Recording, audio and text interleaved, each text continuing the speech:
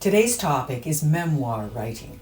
If you've got 5 minutes, I've got 5 tips to help you write yours.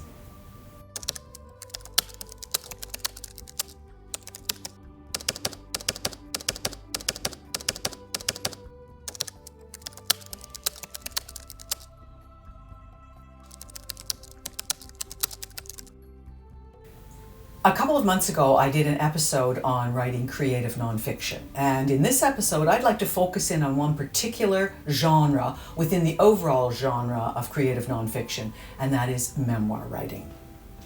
Now let's get this out of the way right up front here. As far as I'm concerned, the world is overflowing with memoirs. Every bookstore, every online retailer, every garage sale is drowning in them. It just seems that you can't even turn around without bumping into somebody's book about how they overcame adversity, or God help us, how they discovered themselves. There is just so many of them. Everybody thinks that their story is interesting and worth publishing. As far as I'm concerned, enough is enough. The world does not need another heartfelt story about how somebody overcame anguish or learned to deal with their crappy neighbors next door. Now that being said, maybe you do have a good story. And maybe you do have a story that you need to tell, not because you think you can fix everybody with the same problem, or not just because you want to vent. That's what personal journals are for. And here's an idea. Maybe you actually have a happy story about an aspect of your life that could entertain and compel people to think a little bit about their world. Maybe you do have a story that needs to be told. Maybe you do have a story that's worth writing. And if you do, then you're going to want to write a memoir.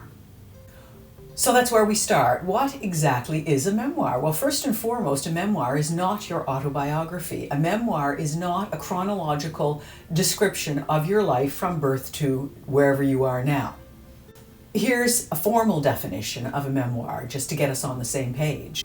A memoir is a literary genre in which the author writes about their personal experiences and reflections, often focusing on specific themes, periods, or events from their life.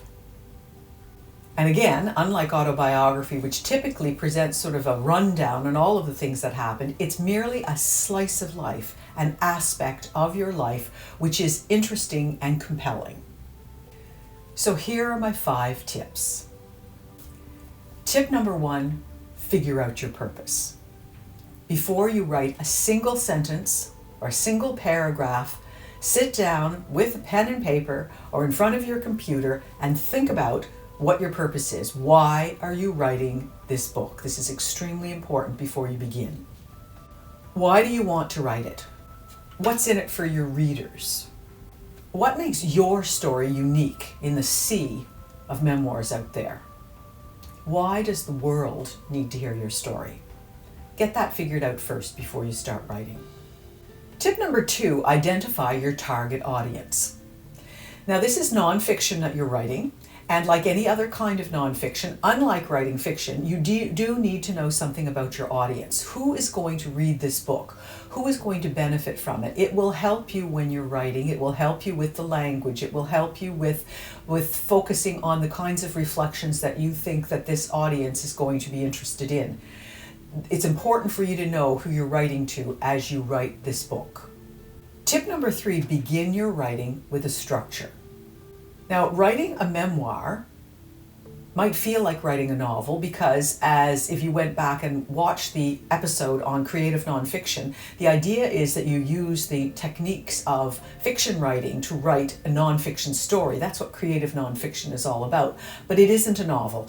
And although you might write a novel by the seat of your pants, a pantser as they call them, or have sort of a very vague, loose kind of outline, if you're writing a memoir, you need more of an outline. You need a structure for this. Are you going to write it chronologically?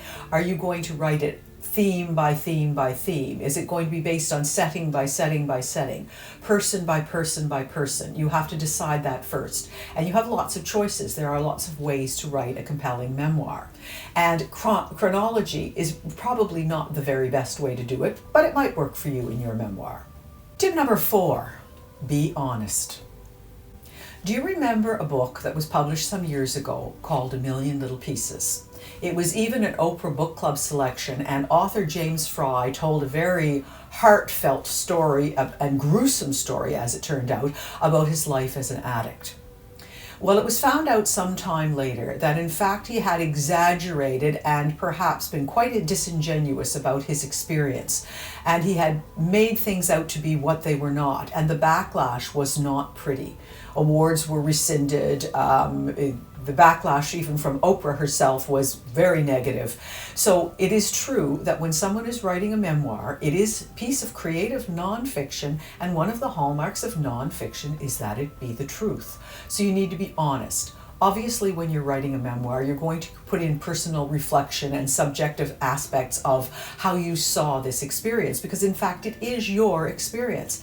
Having said that, it still needs to be true, and the events that you talk about need to be as true as you can remember them to be.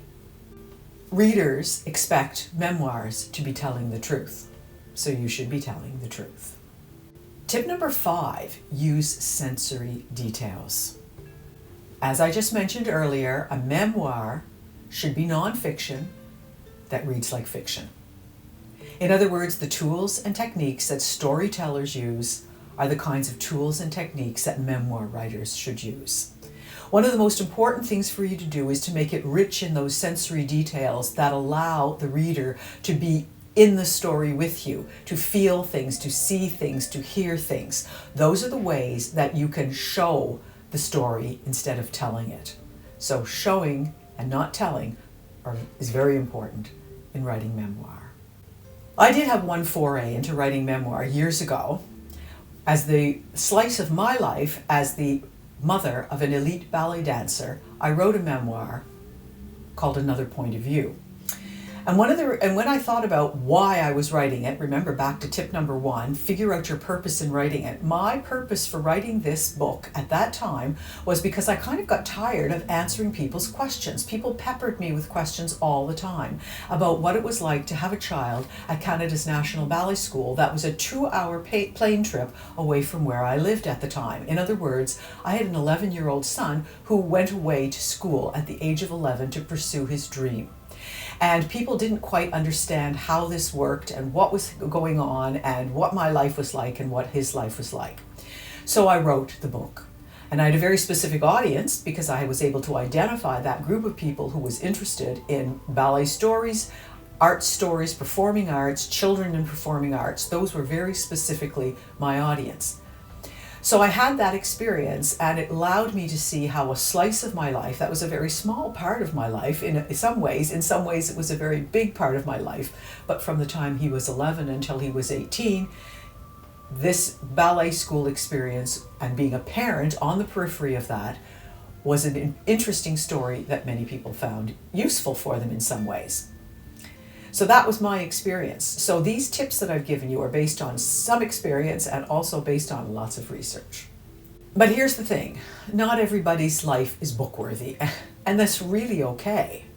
It's not an insult, it's just a reality. Most people live, especially ordinary lives, they look for ways that their life is unique, and that's perfectly fine too, to think your life is unique, but you don't have to always write a book about it. Make sure that you really do have a very unique experience before you decide to offer it to the world. That will make it much easier to publish the book, and it'll make it much easier to sell the book, and it'll make it much more useful and entertaining for other people. Remember, you don't need to write a book to validate your experience in life. Happy writing. Subscribe to Write, Fix, Repeat, and maybe I can help you improve your writing knowledge and skills. 5 tips at a time.